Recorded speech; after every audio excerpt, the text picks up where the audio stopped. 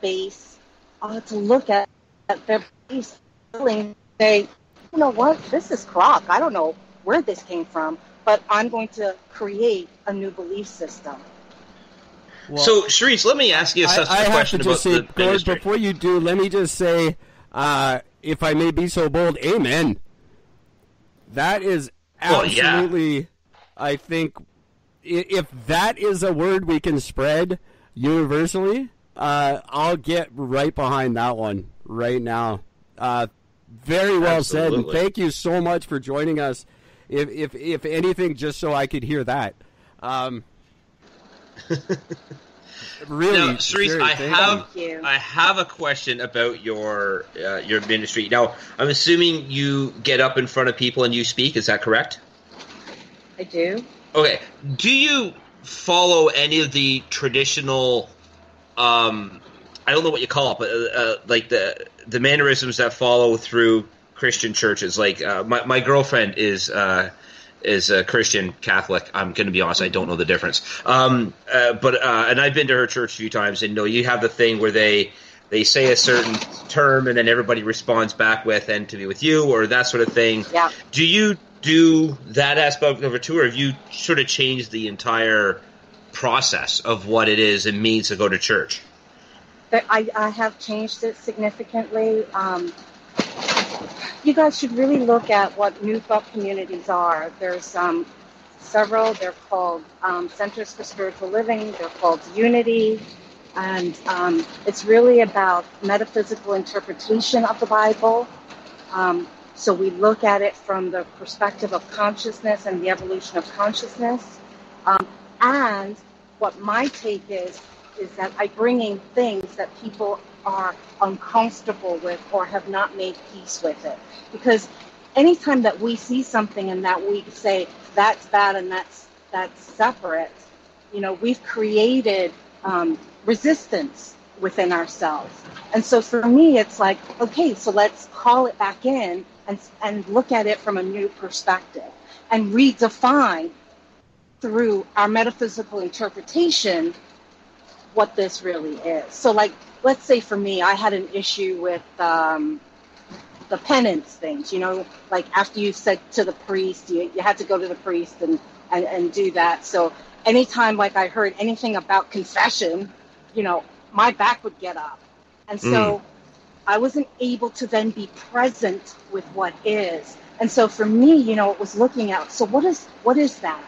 What meaning am I making about this whole confession thing? And what I realized is I had this interpretation from churches that I was born in sin, and therefore I was just like this corrupt being from my very birth. Can you imagine looking at a newborn baby and looking and going, "Oh, you sinful thing, you"? Not true, right? And so I had to really like do research and look at that and go, "Oh, I get this." Yeah, there are times that I miss the mark. I'm in error, and I can then, like through my own self-awareness, work on that and go, "Oh, okay, yeah, you know what? When I flipped the bird at that person while I was driving down the street, that may not have been my highest good. That may not have been how I want to show up in the world as a divine human being." And I then get to shift that. With me? With you. All right. 100%. I like that. I fully appreciate it. That's amazing. I really went into this thinking I was going to get to convince a bunch of really judgmental Christian people that they were wrong. And turns out I've been the shitty judgmental one this whole time. No one is half the battle. We all are. That's the beauty. Because once we say, "I am of that thing that I'm judging," then we're off the hook. Yeah, right. Get it? We're off the hook, my friends. We're all part of the same race. Conversation is about. I love it. Love it. But I've been with you for 2 hours driving down the road, so I'm going to give you my love and a peace out. And thank just say, you keep so up the good much work. for joining us, and thank you for just for everything. You've been fantastic. Thank you so much. Yeah. Thank Nice you. Greatly guys. appreciate it.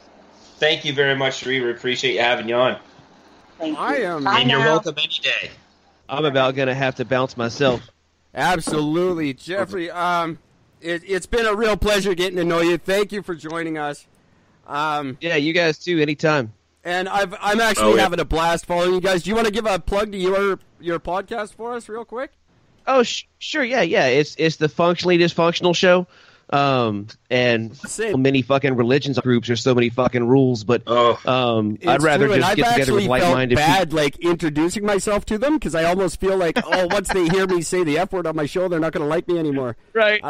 So your group is absolutely necessary. That's why I created that group. I was like, man, let's just get a bunch of people that are real fucking humans and doing this podcast thing, and let's collaborate.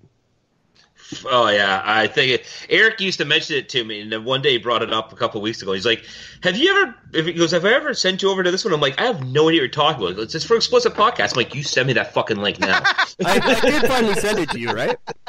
Yeah, and I'm now officially a part of it. Yeah, excellent. Well, nice. Happy to promote it. Once again, everybody, it's the Functionally Dysfunctional Show. That did. That did not go the way I thought it was going to go whatsoever. Not that any of our interview shows ever do.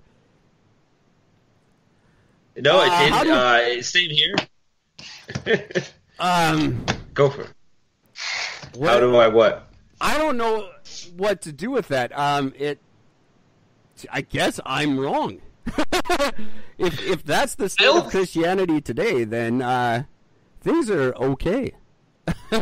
See, that's just it. I think it makes me a little more ease knowing that the outlook is moving away from the organized religion, the man-made created stories of your, into what it really should be, which is, yeah.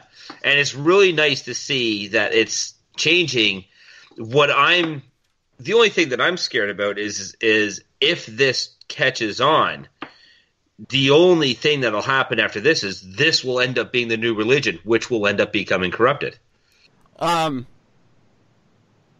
Yeah. Because that's what always, every new religion that came off of, the very first religion that was ever created, which was, I actually had it on my computer. I don't have it anymore. Actually, wait, I do. Like the very first religion, as far as anybody knew it, was what the fuck is that? That is not it at all. Cosmocrator?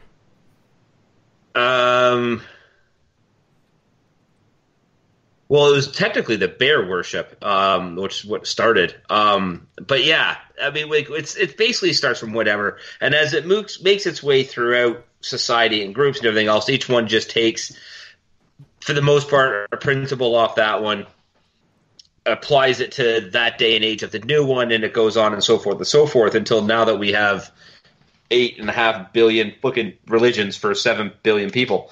It's just gotten a little out of control with that. But knowing, but the one commonality is that each religion, once it catches on to a major thing, it all becomes bastardized. It all becomes humanized, really, is what it brings it down to. And I would be ecstatically happy to be a part of, I guess, the belief system that takes away man and all of its bullshit flaws and puts it into what religion or what belief is supposed to be, which is just be good to others and stop being a dick. Right? It sounds like basically the 10 Commandments could be the 3 that Jeffrey brought up. I think that's awesome. Yeah. Don't punch anyone in the face who doesn't deserve it. Don't be an asshole. I could get behind that. That's what you and I say every day. Yeah, absolutely. That's almost. I'm almost disappointed in a way. Say all these specific words, and the priest says something. The priest always sings in one monolithic tone, which is frustratingly annoying. Yeah. That bugs me about most podcasts too, by the way. Oh my God! Does we hear some of these guys talk? There's no life, and I don't get it. Wow. Well, I gotta say, I'm not proud because I'm I am now the worst case scenario. I am the judgmental one. I am the not open-minded guy. It sucks a little bit. I'm going to have to completely change my view, which is the exact opposite of what today was all about. So I'm not publishing this episode. Screw you guys. It's live. I can't do that.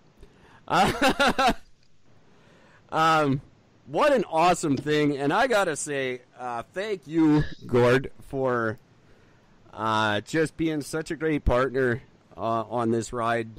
I've never learned so much in my life as I've learned in the last couple of months of doing this show. And to our listeners, thank you guys for sticking around. This is the official end of Season 2, but we're still going all next week. But we are shifting to our regular, a new format for Season 3, where we're going to be doing just Monday to Thursday. We're going to keep it as close to 6 p.m. Eastern Time as possible, although next week's a little bit all over the map. But join us live. We'll be live every day. Feel free to join us live on Spreaker.com. We're going to be interviewing like this because I learned a ton from these interviews. We're going to try to just do like one a week, I think, is probably best for us. And then 3 days of your usual Eric and Gord telling you what's up. Okay.